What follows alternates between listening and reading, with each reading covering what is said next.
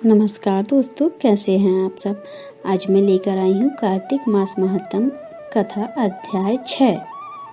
गुरु ब्रह्मा गुरु विष्णु गुरु देवो महेश्वरा गुरु साक्षात परब्रह्म तस्मै श्री गुरुवे नमः। चलिए शुरू करते हैं अध्याय 6। नारद जी बोले, जब 2 घड़ी रात बाकी रहे तब तुलसी की मृतिका वस्त्र और कलश लेकर जलाशय पर जाएं। कार्तिक में जहाँ कहीं भी प्रत्येक जलाशय में जल में स्नान करना चाहिए। गर्म जल की अपेक्षा ठंडे जल से स्नान करने से 10 गुना पुण्य प्राप्त होता है। इससे 100 गुना पुण्य बाहरी कुएं में जल में स्नान करने से प्राप्त होता है। उससे अधिक पुण्य बावड़ी और उससे भी अधिक पुण्य पोखर में स्नान करने से प्राप्त होता है। इससे 10 गुना झरने में और उससे भी अधिक पुण्य कार्तिक में नदी स्नान करने से होता है। उससे भी 10 गुना पुण्य वहाँ होता है जहाँ 2 नदियों का संगम हो, और यदि कहीं 3 नदियों का संगम हो तो वह पुण्य की कोई सीमा नहीं रहती। स्नान से पहले भगवान को ध्यान करके स्नानार्थ संकल्प करना चाहिए। फिर तीर्थ में उपस्थित देवताओं को क्रमशः अर्घ्य आचमन आदि देना चाहिए। अर्घ्य मंत्र: हे कमलनाथ, आपको नमस्कार है। हे जलाशयी भगवान, आपको प्रणाम है। हे ऋषिकेश, आपको नमस्कार है। मेरे द्वारा दिए गए अर्घ्य को आप ग्रहण करें। वैकुंठ, प्रयाग तथा बद्रिकाश्रम में जहाँ कहीं भगवान विष्णु गए वहाँ उन्होंने 3 प्रकार से अपना पांव रखा है। वहाँ पर ऋषि वेदों सहित सभी देवताओं मेरी रक्षा करते रहें। हे जनार्दन दामोदर, हे देवेश, आपको प्रसन्न करने हेतु मैं कार्तिक मास में विधि विधान से ब्रह्म मुहूर्त में स्नान कर रहा हूँ। आपकी कृपा से मेरे सभी पापों का नाश हो।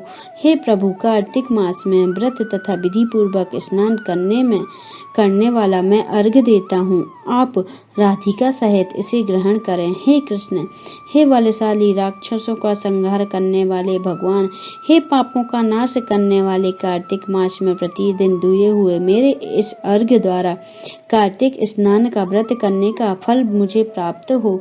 हे प्रभु, मैं आपकी शरण में हूँ, आपकी जय हो। तत्पश्चात विष्णु, शिव और सूर्य का ध्यान करके जल में प्रवेश कर नाभि के बराबर जल में खड़े होकर विधि पूर्वक स्नान करना चाहिए। गृहस्थी को तिल और आंवले का चूर्ण लगाकर तथा विधवा स्त्री व यति को तुलसी की जड़ की मिट्टी लगाकर स्नान करने चाहिए। सप्तमी, अमावस्या, नवमी, त्रयोदशी, द्वितीया, दशमी आदि तिथि को आंवला तथा तिल से स्नान करना वर्जित है।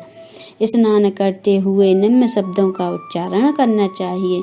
जिस भक्ति भाव से भगवान ने देवताओं के कार्य के लिए 3 प्रकार का रूप धारण किया, वहीं सभी पापों का नाश करने वाले भगवान विष्णु अपनी कृपा से मुझे पवित्र बनाए। जो अनुशय भगवान विष्णु की आज्ञा से कार्तिक व्रत करता है, इनकी इंद्राणी आदि सभी देवता रक्षा करते हैं। इसलिए वह मुझको पवित्र करें। बीज रहस्यों तथा यज्ञों सहित वेदों के मंत्र कश्यप आदि ऋषि, इंद्र आदि देवता मुझे पवित्र करें। आदि सभी नारियां, यज्ञ, सिद्ध, सर्प और समस्त अवधि व तीनों लोकों के पहाड़ मुझे पवित्र करें।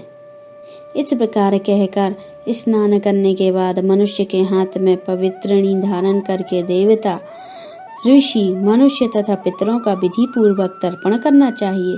तर्पण करते समय तर्पण में जिनके तिल रहते हैं उसे उतने वर्ष पर्यंत व्रती की पितृगण स्वर्ग में वास करते हैं। उसके बाद व्रती को जल से निकालकर शुद्ध वस्त्र धारण करने चाहिए।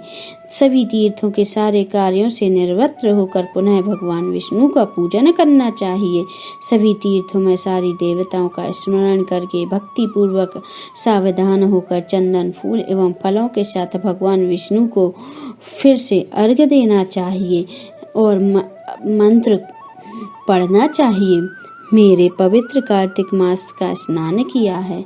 हे विष्णु, आप मेरा अर्घ्य लक्ष्मी सहित ग्रहण करें। तत्पश्चात चंदन, फूल और तांबूल आदि से वेद पाठी ब्राह्मणों का श्रद्धा पूर्वक पूजन करें और बारंबार नमस्कार करें। ब्रह्माओं के दाएं पांव में तीर्थों का वास होता है, मुख में वेद और समस्त अंगों में देवताओं का वास होता है। आपने कल्याण की इच्छा रखने वाले मनुष्य को इनका ना तो अपमान करना चाहिए, ना ही इनका विरोध करना चाहिए। फिर एकाग्रचित्त होकर भगवान विष्णु की प्रिय तुलसी जी की पूजा करनी चाहिए। इनकी परिक्रमा करके उनको प्रणाम करना चाहिए। हे देवी तुलसी, देवताओं ने ही प्राचीन काल से तुम्हारा निर्माण किया है और ऋषियों ने तुम्हारी पूजा की है। हे विष्णु प्रिय तुलसी, आपको नमस्कार है। आप मेरे सभी पापों को नष्ट करो। इस प्रकार जो मनुष्य भक्ति पूर्वक कार्तिक व्रत का अनुष्ठान करते हैं, वे संसार में सुख भोग करते हुए अंत में मोक्ष को प्राप्त होते हैं।